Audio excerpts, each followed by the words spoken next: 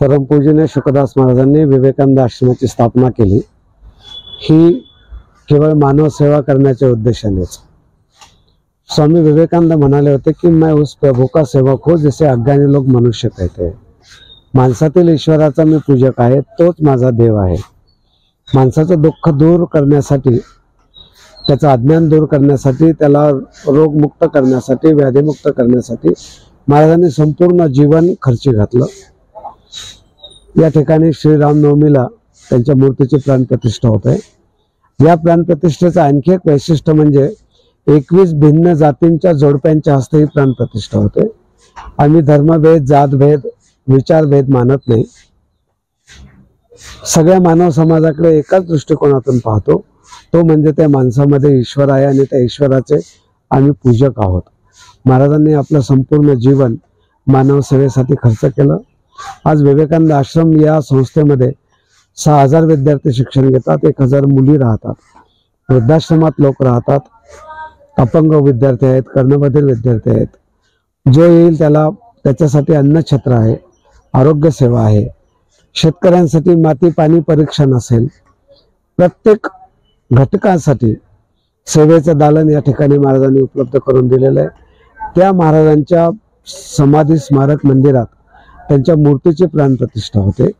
येत्या रामनवमीला स्वामी हरी चैतन्यानंदजी महाराज यांच्या हस्ते ही प्राणप्रतिष्ठा होणार आहे। त्यावेळेला वेगवेगळ्या जाती धर्माचे लोक एकत्र येऊन परमपूज्य महाराजांच्या प्राणप्रतिष्ठा सोहळ्यात सहभागी होत आहेत।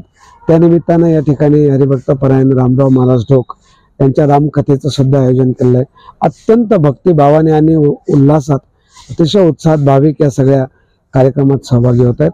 आपण सर्वांनी या कार्यक्रमात सहभागी व्हावं आणि महाराजांच्या प्राणप्रतिष्ठा विधीसाठी या कार्यक्रमाचा एक भाग व्हावं अशी आपल्या सगळ्यांना मी आश्रमाच्या वतीने विनंती करतो। नुकतीच आपल्या पावननगरीमध्ये शोभायात्रा निघाली, त्या संदर्भामध्ये काय? ज्या मूर्तीची प्राणप्रतिष्ठा होत असते त्या मूर्तीची शोभायात्रा करत असतात। महाराजांनी जे जे सेवा उपक्रम सुरू केले, सेवा केंद्र सुरू केले, त्या सेवा केंद्रांना भेट देऊन या मूर्तीला त्या उपक्रमापर्यंत नेले जातं, तिथं त्यांचं पूजन होतं आणि गावातून या शोभायात्रेची मिरवणूक निघते।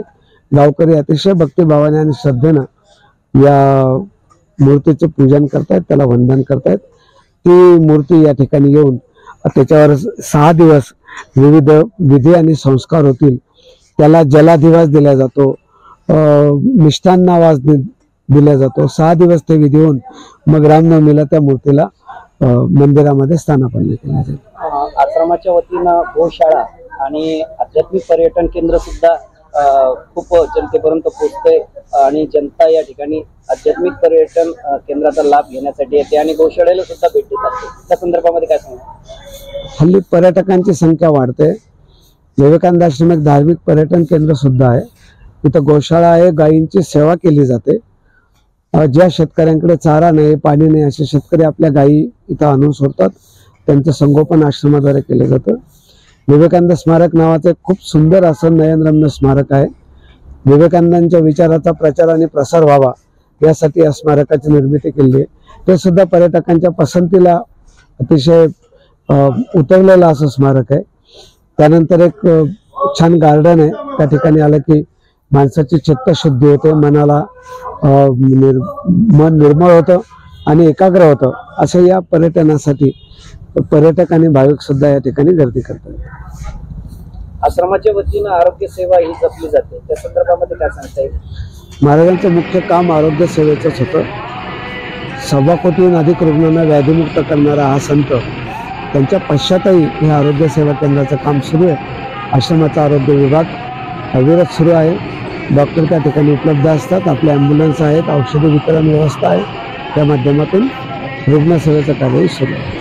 शिक्षण सेवाही आश्रमाच्या वतीने त्या संदर्भामध्ये शिक्षणात सगळ्या प्रकारच्या डिसिप्लिन या ठिकाणी सुरू आहे। कृषी शिक्षण आहे, आरोग्य शिक्षण आहे, व्यवसायाचं शिक्षण आहे, पारंपरिक शिक्षण सुद्धा आहे, संगीत आहे, संगणक आहे, कृषी अभियांत्रिकी आहे, संशोधन सुरू असतं आणि विद्यार्थ्यांना सगळ्या प्रकारचं दर्जेदार शिक्षण मिळावं, अव्वल दर्जाच्या या सगळ्या संस्था आहेत।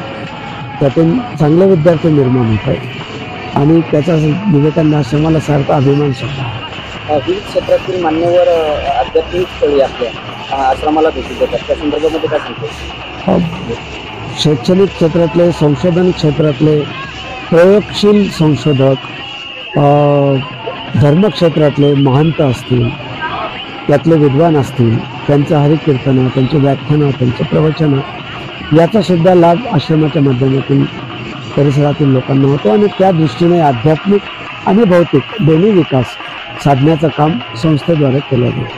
संख्य मान्यवर या ठिकाणी भेट देतात विविध क्षेत्रात, त्या संदर्भामध्ये काय सांगतो? आपण त्यांना निमंत्रित करतो, त्यांना या ठिकाणी लोकांच्या समोर, विद्यार्थ्यांच्या समोर उपलब्ध करून देतो आणि त्यांच्या ज्ञानाचा विद्यार्थ्यांच्या व्यक्तिमत्व विकासासाठी, समाजाच्या जडण घडण्यासाठी, समाजातील विषमता दूर व्हावी, जातीभेद दूर व्हावा, समाज एक संघ व्हावा, लिंगभेद नसावा, कुठलाच भेद उच्च श्रीमंत गरीब कोणताच भेद आश्रमानं कधी पाळला नाही. सर्वांना हृदयाशी धरण्याचं काम महाराजांनी केलं आणि ते सेवाकार्य अखंडितपणे पुरेसं. धन्यवाद.